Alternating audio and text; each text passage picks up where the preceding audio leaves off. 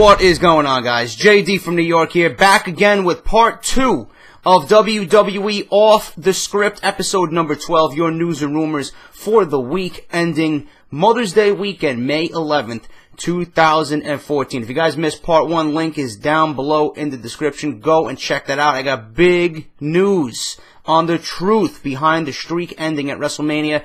HBK was on Jim Ross's The Ross Report on Podcast 1. He sat down with Jim Ross in part 1 of 2 episodes that are going to be airing on Podcast 1 on JR's podcast. He tells you why the streak ended. He tells you when it was determined it was going to end and why Vince McMahon was behind the entire thing. Go and check that out. Part 1 down below in the description. Also, I will link you the Ross Report down in this description as well for this video and in part 1. Go and check that out.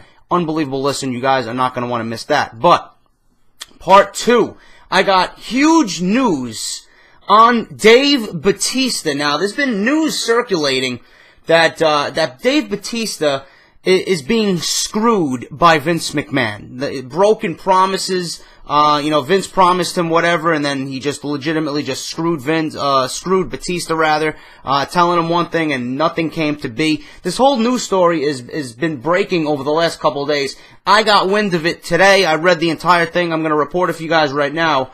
According to PW Insider, Dave Batista is not booked for any WWE shows after Extreme Rules. Okay, Extreme Rules came and gone. It's no more. He was on Monday Night Raw, and that was it. His last night for the time being was scheduled to be the Extreme Rules pay-per-view or Monday on Monday Night Raw. We've seen him on Monday Night Raw. Is he going to show up next week? We don't know. We knew that Batista would be taking time off to promote Marvel's Guardians of the Galaxy, but nobody expected it to be this quick. Word is that WWE wanted to do Batista versus Daniel Bryan for the WWE Championship at June's Payback pay-per-view, but Batista turned it down. This is according to the PW Insider. Now, why would you turn down a WWE Championship match against, the hottest guy in the industry, in Daniel Bryan? Why would you want to do that? Why would you turn down a championship match regardless of who it is, what title it is? Why would you turn that down? Guys like Batista, before I get into the rest of the article, I'm going to make this point real quick. Guys like Batista think that they deserved what they got. Listen, Dave Batista, to me, is a nobody. Dave Batista has done nothing super extraordinary that you have to take notice of this guy, and you have to pamper him, and you have to give him this and that, and title shots, and Royal Rumbles, and WrestleMania main events. What has he done since he's returned? Nothing. He came back at the wrong time. Dave Batista came back at the wrong time. This is Daniel Bryan's time. Dave Batista's only job should be to lay down for guys like Cesaro and Roman Reigns and the Wyatts and Daniel Bryan. He should be laying down to those guys because his name does indeed hold a lot of weight.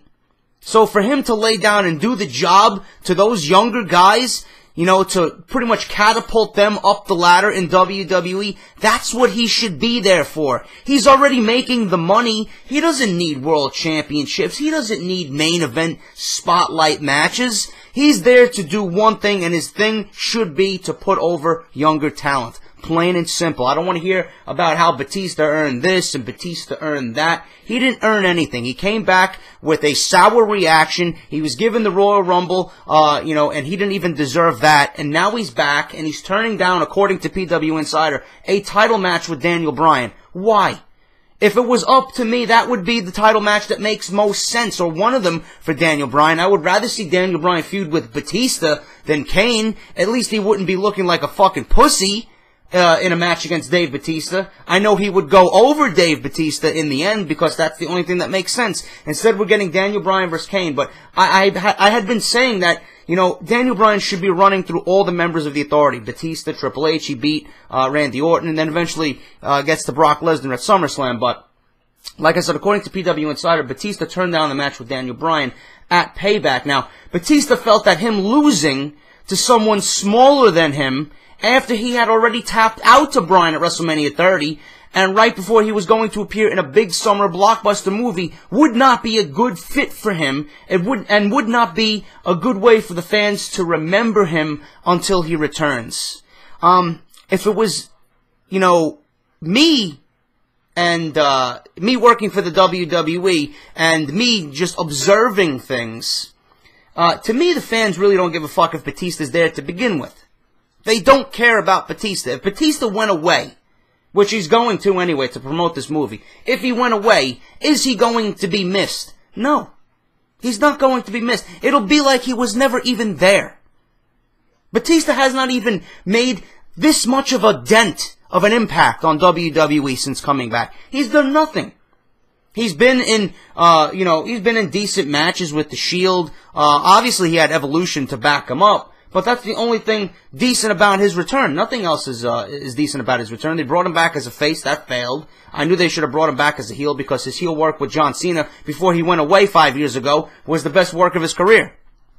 But he's done nothing to impact the business since he's returned. So if he went away, if he lost to Daniel Bryan, if he laid down to Daniel Bryan, if he tapped out to Daniel Bryan, nobody's going to remember it. They're going to attribute that to Daniel Bryan, you know, retaining his WWE Championship. Nobody gives a fuck about Batista. Let him do his movie. Who is going to attribute Dave Batista fighting Daniel Bryan in a World Championship match at a B-level pay-per-view and then compare it to Guardians of the Galaxy? Nobody cares. So, you know, Batista really should think about, if this is true, which I'll get into, I got a whole bunch of news on this story. If this is true, Dave Batista really needs to separate wrestling and movies. The movie star Dave Batista has nothing to do with the in-ring star Batista. Nothing. So, what you do in the ring with Daniel Bryan is not going to impact your movie career. Nobody gives a fuck. All because you lay down to Daniel Bryan, your movie sales and movie tickets and gross profit for the movie you're going to suffer? Come on, man. That doesn't make any sense to me. You're in the WWE to do what's best for business. What's Triple H been saying in his heel promos before, late in the year? In 2013, it's best for business. Dave Batista, what's best for business is that you put over younger stars. Plain and simple. Okay? So, nobody would remember him for what he did now anyway. So let him go and do what he's got to do. He'll come back. Maybe he'll come back fresher. I don't know. But the plan was for Batista to work through Payback and then take some time off. But since he turned it down, he's finishing up early because it was said that WWE has nothing else for him. Nothing else for him. So he turned down the match with Daniel Bryan, and now the WWE has nothing else for him to do. Nothing. No word yet on what this means for Evolution. Batista is still expected back for SummerSlam, which is a definite, because Batista is not going to miss SummerSlam. This is one of the reasons why they brought him back.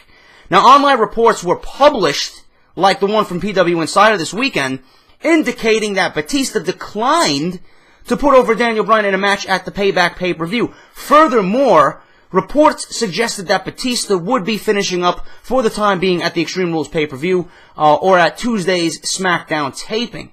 A source with knowledge of the situation disputes that Batista refused to put over Bryan. He quotes, "WWE wants that story out, but it's all twisted," the source told ProWrestling.net on Monday night after Raw. Batista would do 5 jobs for Daniel Bryan. They fucked him in money, booking, broken promises, all relating to his return and his schedule and promoting his outside projects. Had that not happened, he would be around until late June because Vince McMahon fucked him. He's not, so they dragged Daniel Bryan into this whole situation to vilify Batista, to make Batista the bad guy. Daniel is beloved and a martyr, so he would benefit, but it has nothing to do with jobbing. They've twisted the entire story, according to this source. It's classic Vince McMahon. Look at the Ultimate Warrior at SummerSlam and Bret Hart in Montreal. Vince puts out his narrative. There is always 2 sides to the story. Unbelievable. Vince McMahon fucking The Undertaker of his streak and now fucking Batista, according to this inside source that was reporting to ProWrestling.net. According to this source, Batista was fucked out of money, booking, broken promises to Batista and broken promises as it relates to his schedule and promoting of his outside projects, which the WWE hasn't even began doing yet. So it remains to be seen if they're going to be promoting Guardians of the Galaxy, being that Batista has a major role in the movie. But according to this source, Batista would job 5 times for Bryan because Batista knows what he has to do. So, I don't know who to believe, man. I'm giving you this story. This is classic Vince. I see Vince doing this to Batista, honestly. You know, I've been reading reports anyway outside of what I usually read on the internet that Vince is very pissed off at Batista.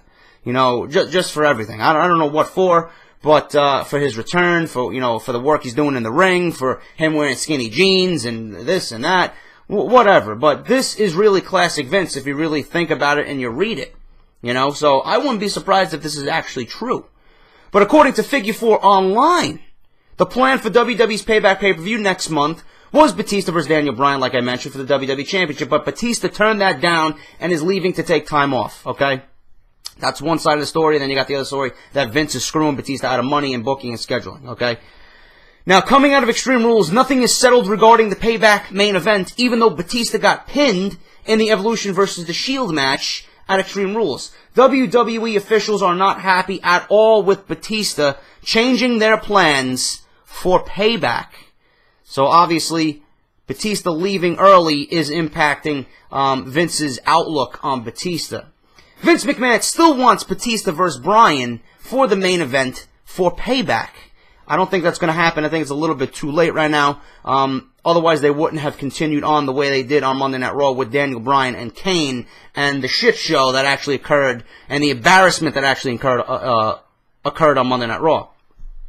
Now, even though Extreme Rules is Batista's last advertised appearance, according to sources, for his current run, he will be in Albany for Monday Night Raw, or he was in Albany for Monday Night Raw, and was booked, obviously, in the main segment with The Shield. Batista's WWE status for Payback is still up in the air. WWE officials, including Vince McMahon, were still trying to convince him to stay and work the match against Daniel Bryan next month. The plan coming out of Extreme Rules is that if they can't convince Batista to work with Bryan at Payback, they will do another match with Kane versus Bryan in a Buried Alive match, which I reported yesterday. If that does take place, Bryan will bury Kane alive. Kane will take a hiatus and go on to film See No Evil 2 with his character Jacob Goodnight, and then he probably will return as the character Jacob Goodnight because the WWE wanted him to look more like his movie Persona instead of Kane, because the Kane character has pretty much run its course. Kane sitting up at the end of Extreme Rules with Bryan was done because WWE felt that they needed that as the last scene for the pay-per-view in case they had to go with Kane versus Daniel Bryan for Payback, which obviously bled into Monday Night Raw, which, like I said, the main event for Payback will be Bryan versus Kane.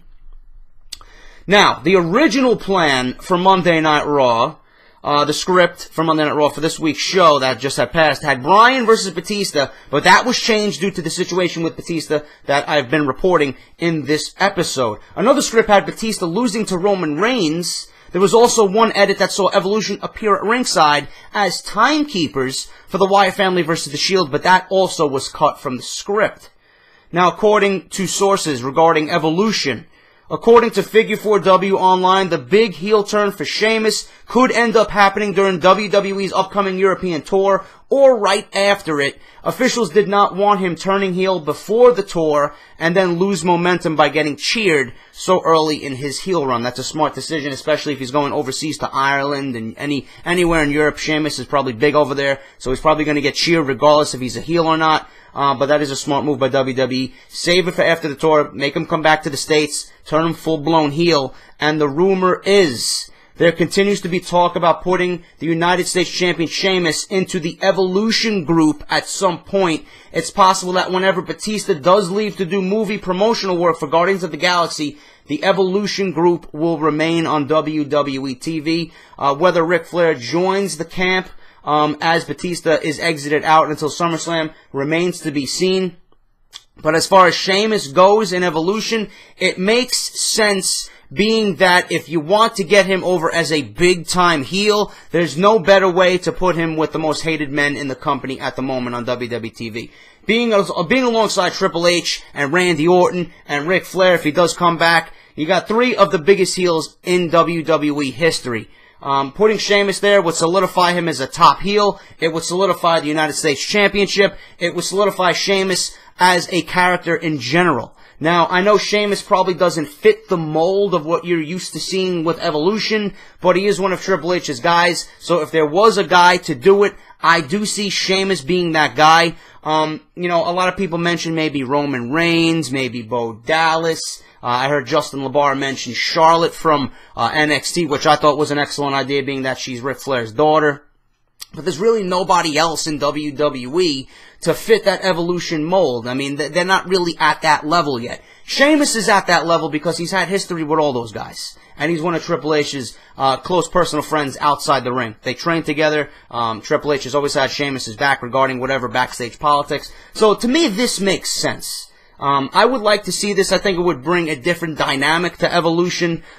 Just having Sheamus there, you know, dress him up in a suit, have him just go out there, kick ass with a nasty attitude. That's the Sheamus I want to see. I like that idea. We'll see further down the line if this actually comes to be.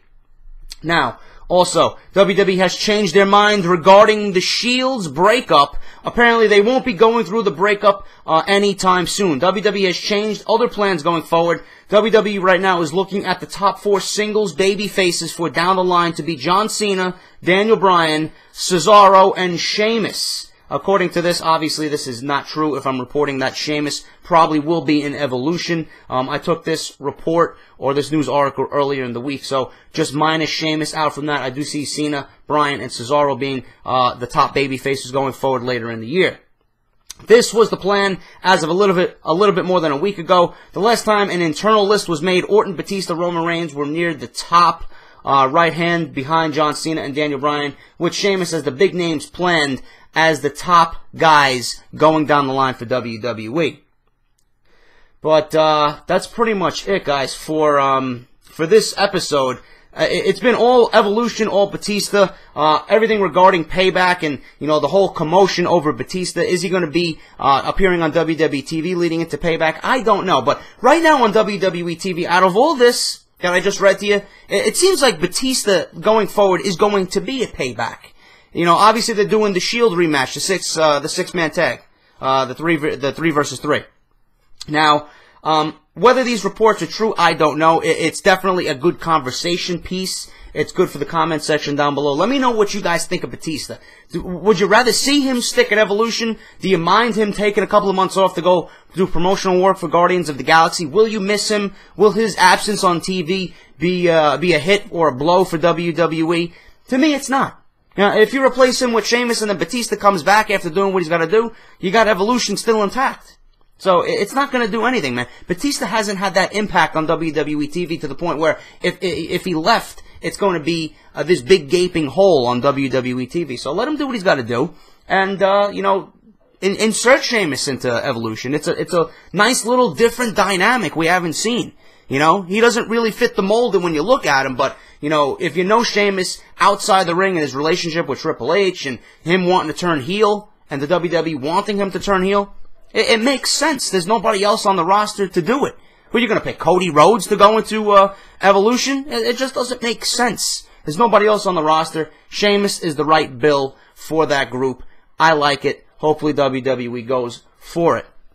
One more thing before I go. A small tidbit here regarding Tyson Kidd and Evan Bourne. You guys have been asking me about Evan Bourne. WWE officials have been talking about the possibility of putting Tyson Kidd and Evan Bourne together in a WWE tag team to amp up that division. I like that idea. Two guys that haven't been really doing anything. Evan Bourne's been out with injury for forever. You got Tyson Kidd, who's back to being healthy. He's been on NXT. Put them together. Make them a tag team. It'll do good for the division. It can't hurt. At this point, it definitely cannot hurt.